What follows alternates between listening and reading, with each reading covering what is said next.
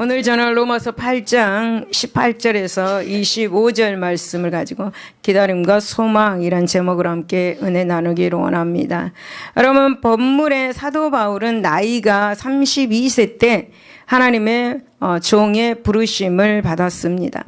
바울은 하나님의 부르심에 의해서 소아시아 전 지역과 그리고 마게도냐 그리고 아가야 지역 지금으로는 터키, 불가리아, 유고슬라비아, 그리스 지역을 두루 다니면서 복음을 전하였습니다. 바울은 복음 때문에 수많은 고초와 고난을 겪었습니다. 고난으로 말한다면 기독교 역사상 여러분 바울만큼 영육간의 숱한 고난을 겪는 사람도 없을 것입니다. 바울은 자신의 고난도 고난이지만 예수님을 믿는 교회 안의 성도들의 고난도 마음이 많이 아팠습니다. 그 성도들의 고난받는 것을 많이 듣고 보았습니다. 성도들의 고난을 지켜보는 이 바울의 심정은 어린 자식의 고통을 지켜보는 어미의 심정 바로 그것이었습니다. 특히 여러분 바울이 활동하던 초창기 교회는 온갖 박해 속에 고난과 더불어서 삶을 살았습니다. 그 중에서도 로마의 교회 상황은 정말 심각했습니다. 로마 황제 갈리굴라와 그 다음에 네로는 황제 숭배 정책을 펴는 중에 기독교인을 희생 제물로 그렇게 삼았습니다. 유대인들은 전통의 반역자로 기독교인들을 공격했고 불신자들은 기독교인을 요상하고 해로운 미신에 빠진 무리들이라고 몰아붙이면서 조소를 했습니다. 이러한 상황 속에서 바울은 과거에는 그 자신이 핍박자였으나 지금은 함께 고난당하는 처지에 현재 고난 중에서도 장차 나타날 평강을 소망하자고 교인들을 위로하고 있는 것입니다. 이 소망은 모든 고난을 극복할 수 있는 유일한 힘이고 능력이기 때문입니다. 그렇다면 오늘 본문을 통해서 하나님의 소망이 무엇인가? 알아보도록 하겠습니다. 첫 번째 성도의 고난은 천국에서 받을 영광과 좋게 비교할 수가 없습니다. 18절을 보면 생각컨대 현재의 고난은 장차 우리에게 나타날 영광과 비교할 수 없다라고 그렇게 말씀합니다. 사도 바울은 앞절에서 17절에서 하나님의 자녀는 그리스도의 고난도 함께 받아야 한다고 말했습니다. 그리고 본절에서는 그리스도로 인해서 받은 고난은 성도가 장차 천국에서 받을 영광과 좋게 비교할 수 없다고 강조를 하고 있습니다. 여러분, 사도 바울은 하나님의 은혜로 천국의 3층까지 갔다 온 사람입니다. 사도 바울은 그때의 경험을 고린도후서 14장 4절에 이렇게 말합니다. 그가 낙원으로 이끌려가서 말로 표현할 수 없는 말을 들었으니 사람이 가히 이르지 못할 말이로다 라고 그렇게 표현했습니다. 여러분, 이것은 천국의 영광이 인간의 어떤 말로도 표현할 수 없을 만큼 지극히 크고 풍성하다라는 그런 말씀입니다.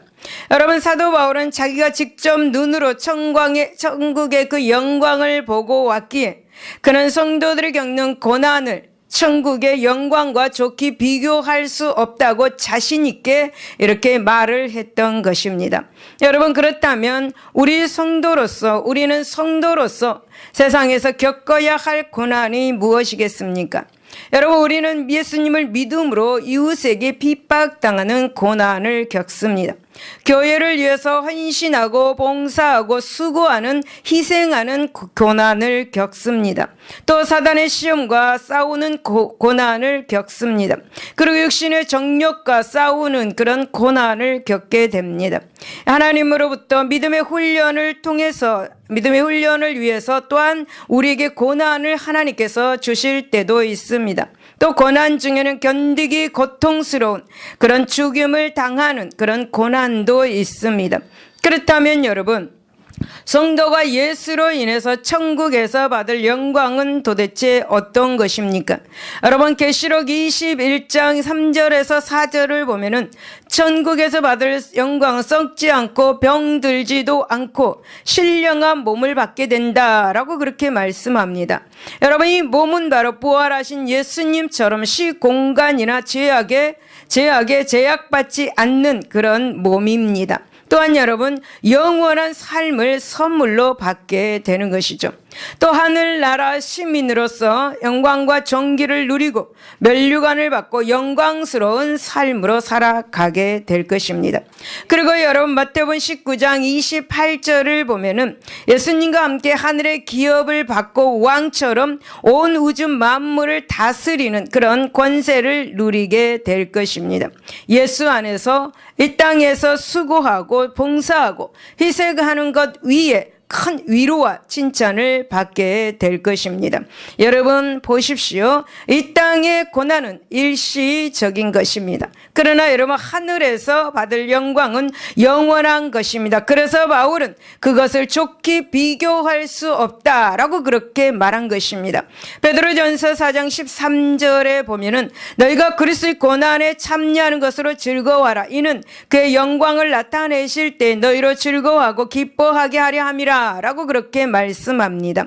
그렇다면 여러분, 우리는 어떻게 살아야 하는 것입니까? 고난 중에서도 하나님의 영광의 소망을 가지고 살아야 합니다. 고난이 끝날 것을 소망해야 한다라는 거죠. 여러분, 고난 중에도 소망을 가지고 감사하고 또 고난 중에서도 하나님과 하나님의 교회를 위해서 충성 봉사해야 할 것입니다. 여러분, 우리는 어떤 상황 속일지라도 믿음으로 영의 소육을 쫓아서 살아야 합니다. 우리는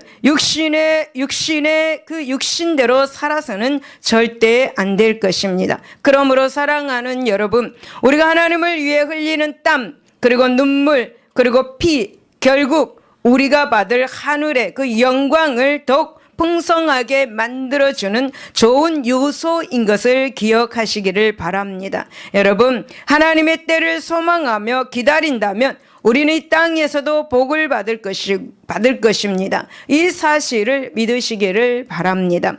두 번째, 성도들은 자연 만물의 험한 처지에서 구해야 되는 것입니다. 19절 20절을 보면 피조물이 고대하는 바는 하나님의 아들들이 나타나는 것이니 피조물이 허무한데 굴복하는 것은 자기 뜻이 아니요 오직 굴복하게 하시는 이로 말미암느니라 라고 그렇게 말씀합니다. 바로 사도 바울은 하나님이 지신 만물을 바라보면서 피조물들이 허무한데 굴복한 상태에 있음을 말하고 있습니다. 참으로 여러분, 사도 바울은 통찰력을 가지고 있음을 알 수가 있습니다. 여러분, 여기에서 말씀한 이 피조물은 인간을 제외하고 자연 만물을 말하고 있습니다. 즉 동물, 그리고 식물, 그리고 자연계와 광물을 말하고 있습니다. 여러분, 사도 바울은 자연 만물을 마치 인격을 가진 사람처럼 탄식하고 고통당하고 있다라고 그렇게 표현을 합니다. 여러분, 사도 바울은 왜 이렇게 표현을 했을까요? 여러분, 그것은 본래 자연 만물은 만물의 영장인 사람을 위해서 피조되었기 때문입니다. 따라서 여러분, 사람에게 가족처럼 자연은 사람과 가족 같은 관계에 있다라는 거죠. 그렇다면 여러분, 허무한데 굴복당한다라는 말씀은 무엇이겠습니까? 그것은 온갖 역경을 겪으면서 괴롭게 살고 있다라는 것입니다. 다시 말씀을 드리면 자연 만물도 영원한 삶을 누리지 못하고 사망의 종노릇 아래서 살고 있다라는 것입니다. 여러분, 사도 바울은 참으로 놀라운 이 통찰력으로 이런 상황에 있는 우주 만물을 정확하게 바라본 것입니다. 자연 만물의 창조물까지 생각하고 있는 사도 바울입니다. 여러분, 참으로 우리가 자연을 보면 평화롭습니다. 그런데 지금 사도 바울은 자연 만물의 고통의 아픔의 소리를 들었다라는 거죠. 굴복당하고 탄식 소리와 썩어짐의 종로로 타는 데서 오는 그 고통의 소리가 있다라는 것입니다. 여러분, 참으로 자연 만물은 아름답습니다. 그러나 자연 만물의 상태는 평화가 아니라 전쟁이라는 사실을 느낄 수 있습니다. 자연 속에 한번 들어가 보면은 정말 추하고 혼란하고 잔해와 투쟁의 세계가 있음을 우리는 확인할 수가 있습니다. 아름다운 꽃이 만개한 그 숲속에는 참으로 무서운 생존의 싸움, 즉 살벌한 양육 강식이 행해지고 있다는 거죠.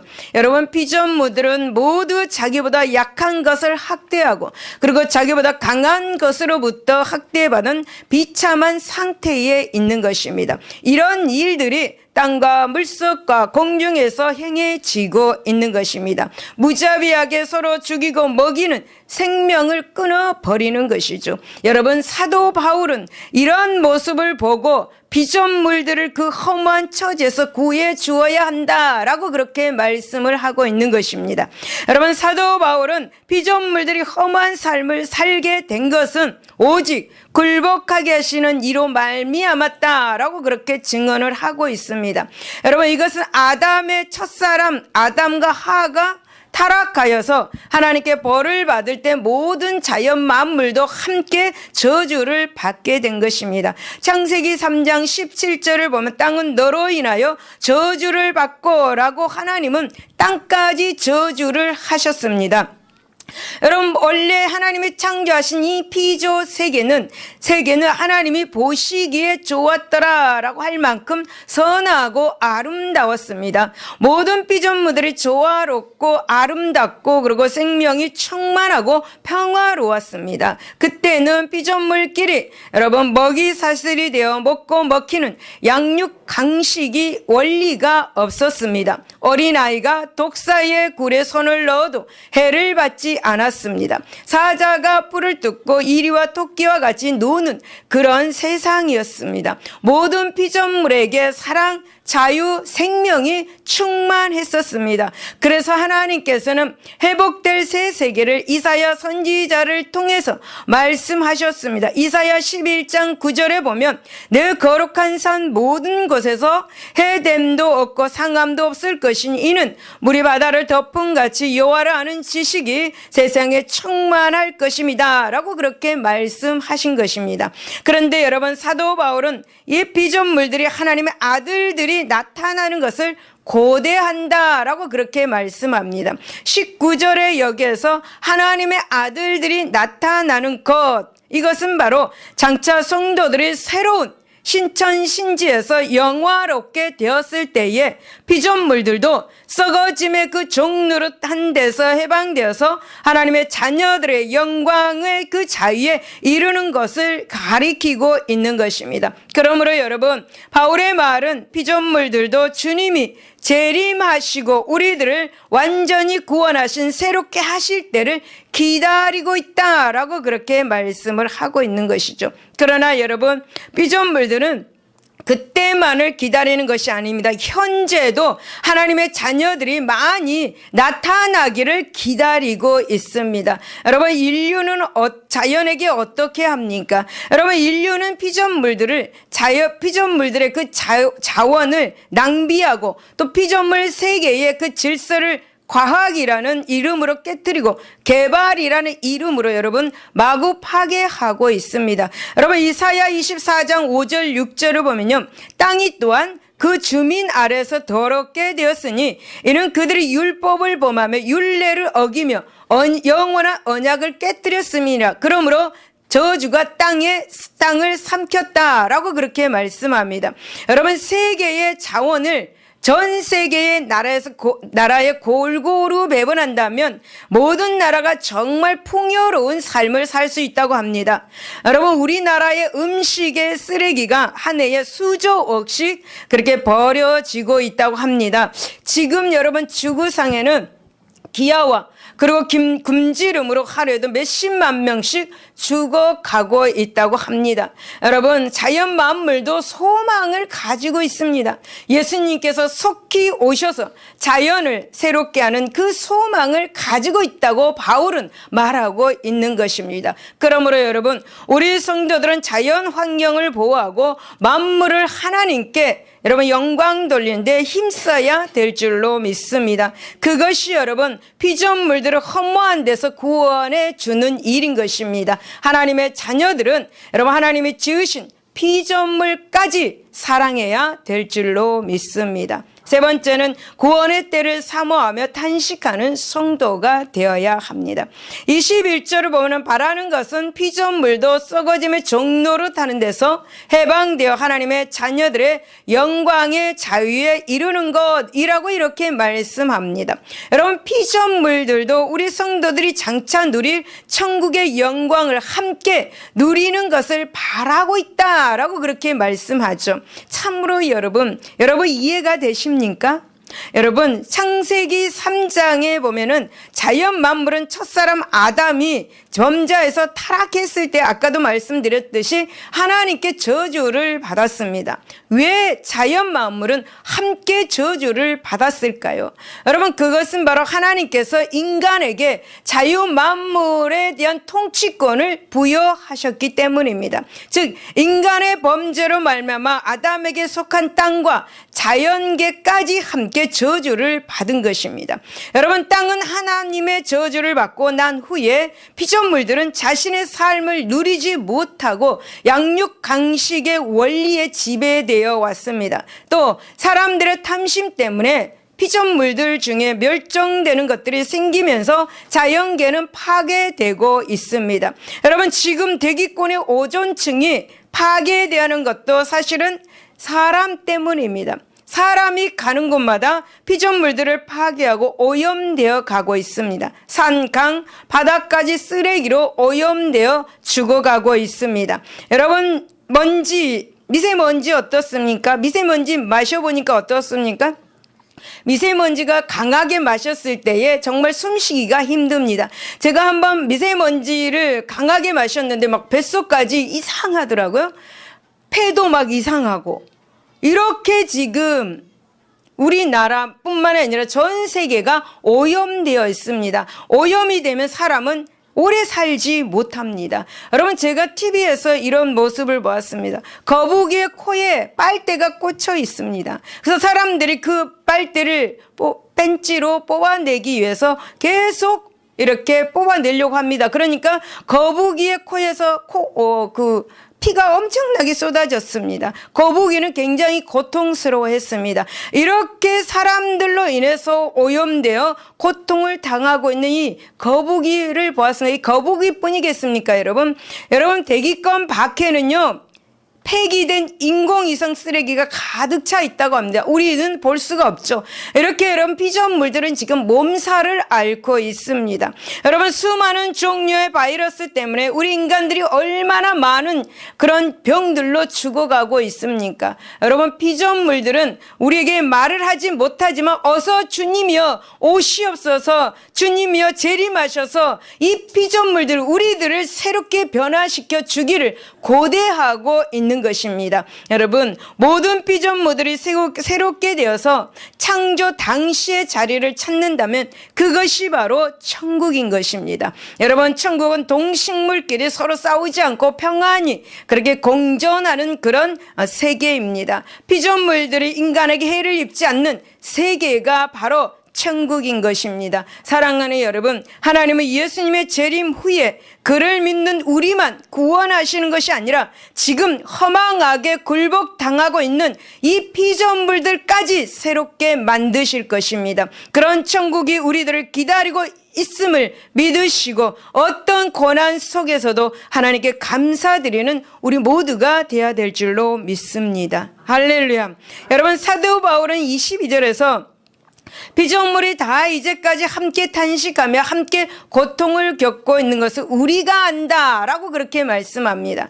여러분, 피조물들의 현재 상태를 말하고 또 23절에 와서는 성도들의 현재 상태를 말해줍니다. 우리 곧 성령의 처음 익은 열매를 받은 우리까지도 속으로 탄식하여서 양자될 것 곧 우리 몸의 속량을 기다린다라고 그렇게 말하였습니다. 다시 말씀을 드리면 피조물들이 하나님의 아들들의 나타남을 탄식하며 기다리듯이 성령의 첫 열매를 받은 성도들 역시 또한 속으로 탄식하며 몸의 구속을 기다린다고 말하고 있는 것입니다. 여기서 여러분, 성령의 처음 익은 열매를 받았다라는 것은 무엇인가? 바로 처음에 예수 그리스도를 믿고 성령의 인도함을 받은 성도를 말하고 있습니다. 그런데 여러분, 우리가 여기서 생각할 것이 있습니다. 성령의 처음 익은 열매란 것은 성령의 둘째 익은 열매가 있다라는 것입니다. 그렇습니다, 여러분. 우리에게는 장차 성령의 둘째 익은 열매가 나타날 것입니다. 여러분, 성도들은 현재 완전한 구원을 받은 상태가 아닙니다. 완전한 구원은 바로 미래에 이뤄질 그런 사건입니다. 여러분, 우리의 구원은 하나님께서, 예수님께서 이 땅에 재림하셔서 우리를 영생에 들여보내 주심으로써 구원이 완성이 되는 것입니다. 이것이 바로 성령의 둘째 익은 열매인 것입니다. 여러분, 그런데 성도들 중에는 현재 예수님을 믿는 것으로 영생을 얻었다라고 생각하는 사람이 있습니다. 그러나 여러분, 믿음의 성도들은 하나님의 완전한 그 구원의 때를 사모하고 있습니다. 왜 그렇겠습니까? 그것은 바로 자신이 아직 완전한 구원에 들어간 것이 아니라는 사실을 깨닫고 있기 때문입니다. 여러분, 그들은 자신이 하나님께 의롭다 하심을 받았으나 실제로는 늘 부족한 성도라는 사실을 잘 알고 있습니다. 그리고 매일 자기 육신의 정욕과 그리고 성령님의 그 요구 사이에서 갈등을 합니다. 또 사단과의 끝없는 이 선한 싸움에서도 어서 끝나는 때가 오기를 기다리는 것입니다. 여러분, 사도 바울은 우리까지도 속으로 탄식하여 양자될 것 곧 우리 몸의 구속을 기다린다라고 그렇게 말씀했습니다. 여러분, 바울은 늘 자기 안에 남아있는 옛사람의 속성과 싸워야 했습니다.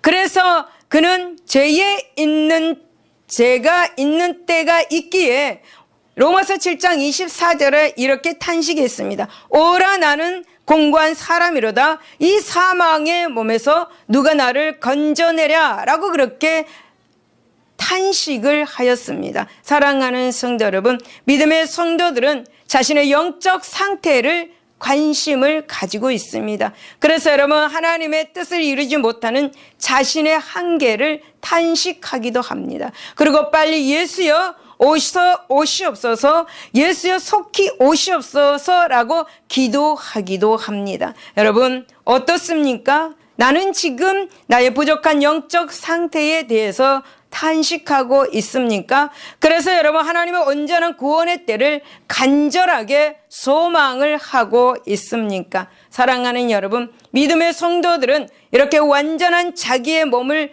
구속을 사모하고 기다리고 있습니다. 자신의 육신은 예수여 늦게 오소서 말을 하지만 우리의 영혼은 자기의 영혼은 예수여 속히 오시옵소서라고 탄식을 하고 있는 것입니다. 사랑하는 여러분, 아까 저는 찬양할 때 재림하시는 예수님을 속히 오시라고 마라라타라고 우리가 찬양을 했는데, 이 마라라타는 어서 오시옵소서, 이 땅에 오시옵소서 예수여 라는 그런 말입니다. 그런데 제 마음 깊은 곳에서는 내 영으로 말미암아 눈물을 흘리게 되었습니다. 내 영이 하나님의 속히 오심을 정말 간절히 기도하고 있구나라는 것을 다시 한번 여러분 제가 체험을 하게 되었습니다. 사랑하는 여러분, 우리의 영은 지금도 하나님 어서 오시옵소서라고 기도를 하고 있는 것입니다. 사랑하는 여러분, 우리는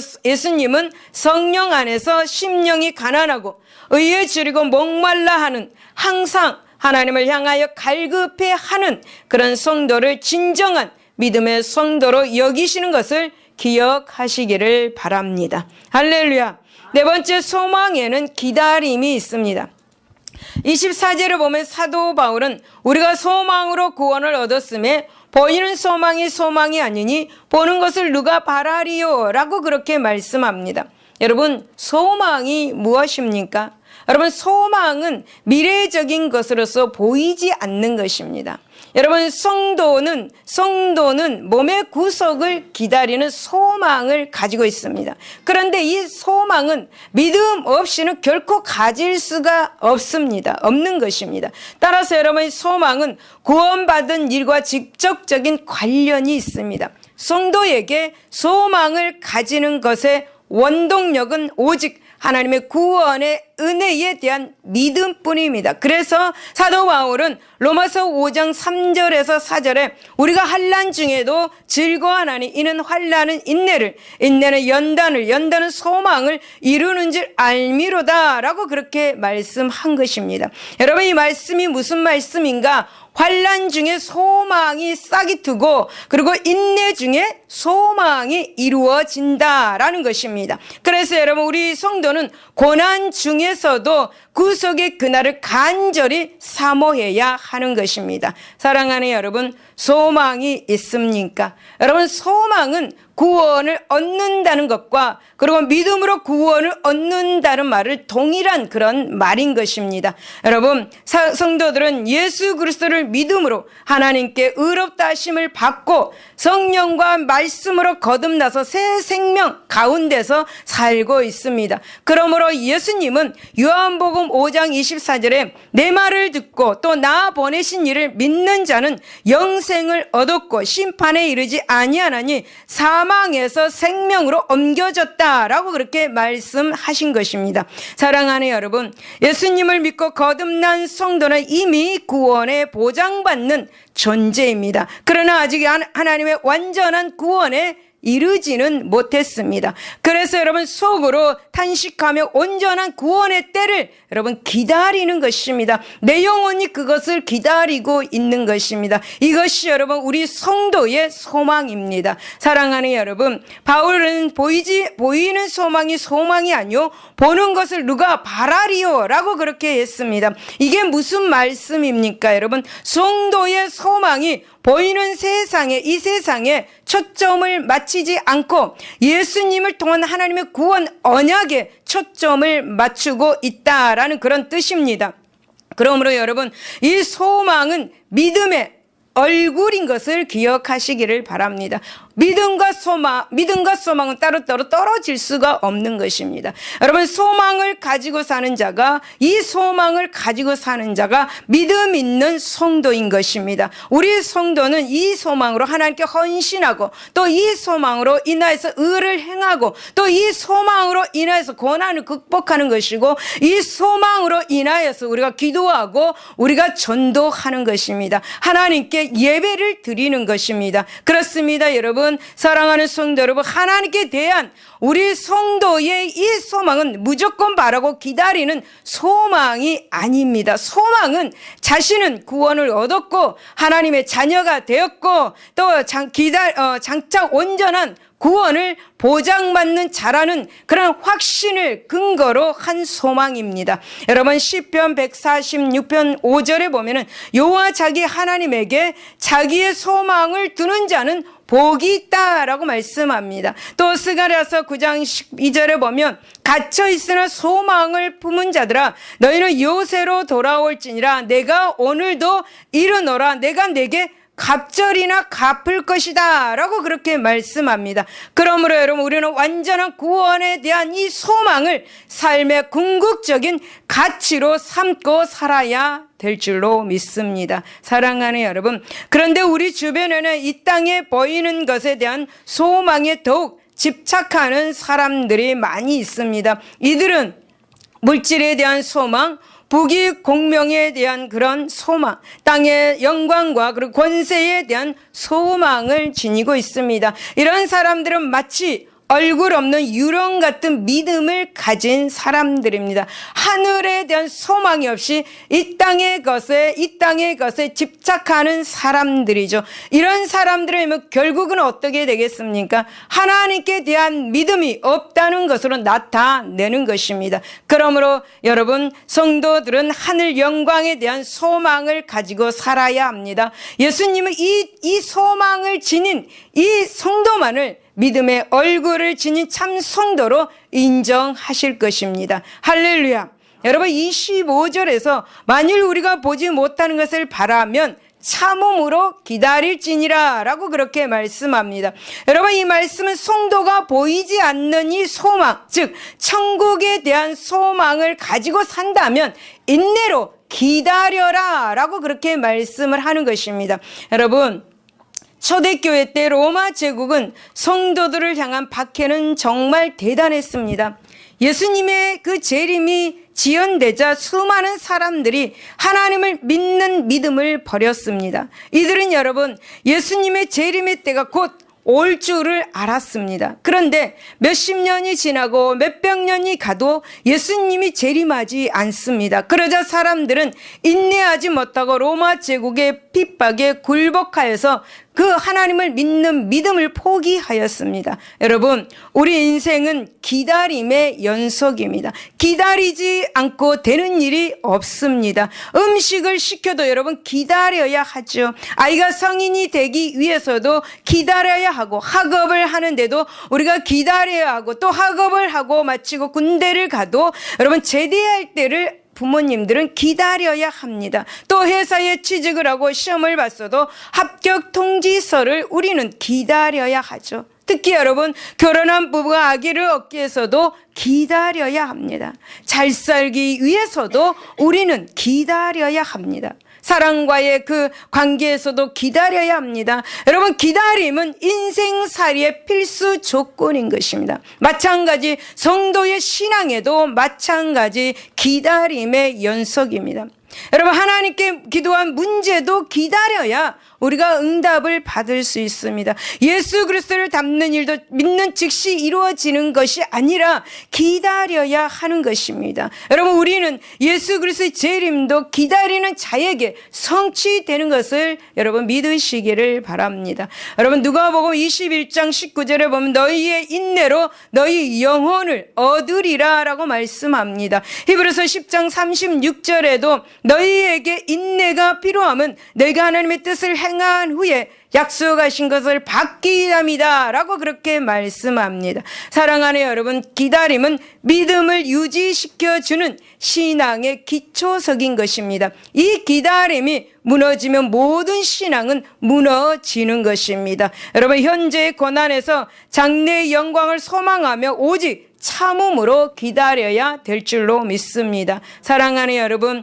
신앙생활 중에 가장 어려운 것이 무엇인지 아십니까? 바로 기다리는 것입니다. 인내하는 것입니다. 기다리는 것은 자기와의 싸움이죠. 이 자기와의 이 싸움에서 이기는 성도만이 여러분 사단도 이깁니다. 세상도 이깁니다. 여러분, 문제도 이기고 질병도 이기는 것이죠. 사랑하는 여러분, 영광의 꽃은 고난의 토양 속에서 자라납니다. 여러분, 고난 속에서 자란 영광의 꽃이야말로 영원히 시들지 않는 것입니다. 그러므로 사랑하는 여러분, 우리 성도들은 이 고난 중에서 더욱 영광의 그날을 소망하시기를 예수 이름으로 축원을 드립니다. 여러분, 결론입니다. 예수님께서는 이 땅에 오셔서 십자가의 대속을 이루셨습니다. 그러나 아직 하나님의 구속 섭리는 완성된 것이 아닙니다. 여러분, 예수 그리스도의 재림과 영원한 심판 후에 하나님의 모든 것을 새롭게 재창조하실 것입니다.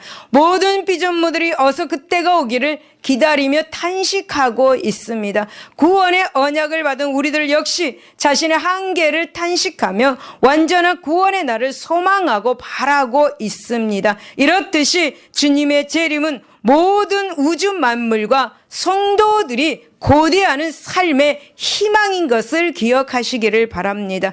사랑하는 여러분, 오늘도 우리의 삶은 기다림의 연장선상에 서 있습니다. 주님이 반드시 재림하셔서 우리의 구원을 이루어 주신다는 것을 믿고 지혜로운 성도의 삶을 사시기를 바랍니다. 여러분, 어떠한 사단의 유혹이 와도, 어떠한 고난이 닥쳐와도, 신앙의 권태가 있어도 우리는 예수 그리스도를 통한 하나님의 구원 완성의 때를 기다리며 나의 삶의 자리에서 하나님의 나라와 그리고 하나님의 나라의 일과 하나님께서 주신 일을 해야 될 줄로 믿습니다. 여러분, 인격이 없는 피조물들도 주님의 재림을 기다리고 있다라고 바울은 우리에게 교훈합니다. 하물며 사랑하는 여러분, 주님의 구속 은혜를 얻은 우리 성도들은 더욱더 여러분 소망을 지니고 인내하며 구원의 완성의 날을 기다려야 되지 않겠습니까? 사랑하는 여러분, 하나님의 영생 구원은 끝까지 기다리는 성도에게만 주어질 것을 기억하시기를 예수 이름으로 축원을 드립니다. 기도하겠습니다.